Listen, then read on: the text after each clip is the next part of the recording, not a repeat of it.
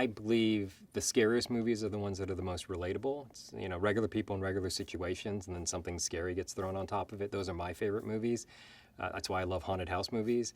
But there have been so many haunted house movies that when this idea came along to basically do a haunted house movie on wheels, I was like, oh, that's a fresh spin on it. And it is sort of taking the things that you take for granted, putting on a seatbelt, rear view cameras, pulling over, fixing a tire, and figuring out how to make that as scary as possible, how to subvert it, how to ruin basically a road trip for people everywhere, is kind of what we strove for. Like, how do we make people think twice if they're going to go on a road trip this summer? There's a lot of lonely, dark stretches of road, and who knows what's out there. Maddie and Tyler, the characters, they were this relatable couple that you rooted for, and I think in a scary movie, you need characters that you root for. You don't want characters that you hope will die, and there's a real heart to them and their journey. It's a road trip movie, and we thought, well, there's no one state that's going to have it all, and Washington had it, and we were able to basically use the entire state, but that also meant that we were on the road for the entire shoot, moving from location to location. Jacob was the first person we cast. I had done a movie with Jacob in the past, and he's a great actor. The character needed to be, you wanted a guy's guy, an adventurer, and I knew that Jacob had that. But the challenge in a scary movie, your audience is only as scared as the characters on the screen. Jacob has this vulnerability and that willingness to kind of go to that place where he still has that underlying strength in him, but you could see fear in his eyes, and you can see that. And so he was the perfect guy.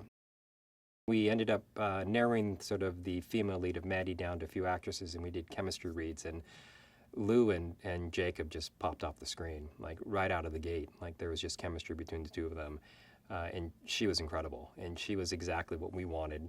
In the same way as Jacob, there's that vulnerability, but there's also a toughness to her, because you certainly don't want the damsel in distress, and Lou LaBelle is certainly not that.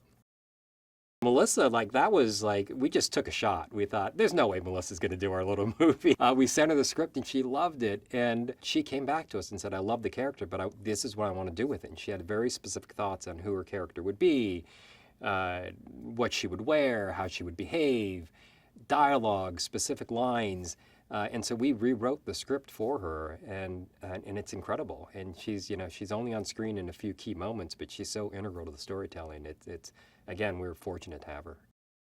Van life it's aspirational. I mean, if you go on TikTok or Instagram, like there are all these people who are out there showing like this life of adventure and leisure, and the fact that you can pick up and wake up in one national park and the next day be in another, and it feels like, yeah, who wouldn't want to do that and leave all the grind of the work place behind. And that's very much Tyler and Maddie at the beginning of this movie, but there's got to be a dark side to that. There's got to be the downside to that, and I think this actually explores it and takes it to the nth degree.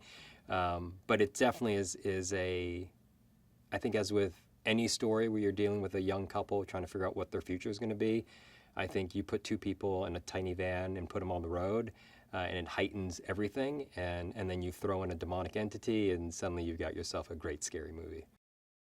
For me, what makes characters sort of the iconic villains is that there's a very human quality to them. At their core, there's something human to them, and then there's something that's just unnatural. And so when we first were conceiving the idea of The Passenger, we'd considered big prosthetics, like what can we do to make this demonic, does he have horns and all this stuff? And at the end of the day, Andre was very smartly said, let's just find somebody with a really interesting face. And so a lot of that is just Joseph with, makeup to enhance, the creases and just enhance certain elements of his features.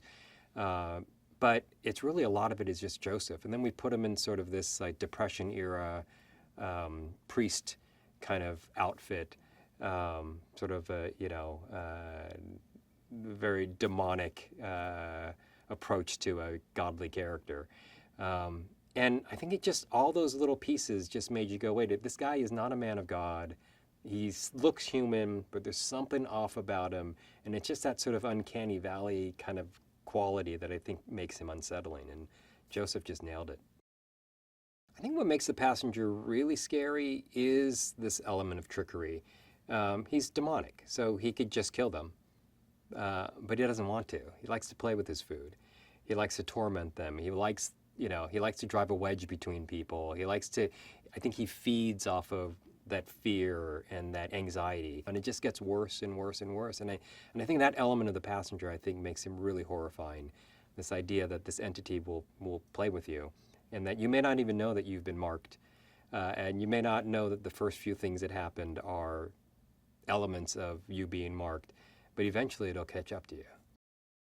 Every good movie needs great characters, great stories, great performances, but what makes a great horror movie for me is that it's scary. It's like what makes a good comedy, that you laugh. To me, a good horror movie is that, like, I sort of say I know when it works because I'll sit in that theater with an audience and watch them, and if they're grabbing the person next to them, if they're leaning forward, if they're rocking back in their seat, if they're jumping out of their seat, if they're screaming, if they start talking to the screen, like, you've made a good scary movie. And that's sort of what I aspire to, and that's what Passenger delivers in spades. It's incredible. I think it's a great date night film because at its core, it's a story of this young couple trying to figure out what their next steps in life are going to be. And part of that journey is getting through this ordeal. And so there's real heart and emotion to the story. But then you couple that with the fact that it also is a really scary movie, and it's going to make you want to grab the person that you're with and hold on tight. And there's nothing better on a date night than having an experience that draws you together. And it's just fun. It's just a fun, good, scary night at the movies. What The Passenger captures is this idea that you can take something as fun and innocent as a road trip and realize that very quickly you take the wrong turn, you make the wrong stop, and suddenly it all goes bad, very bad.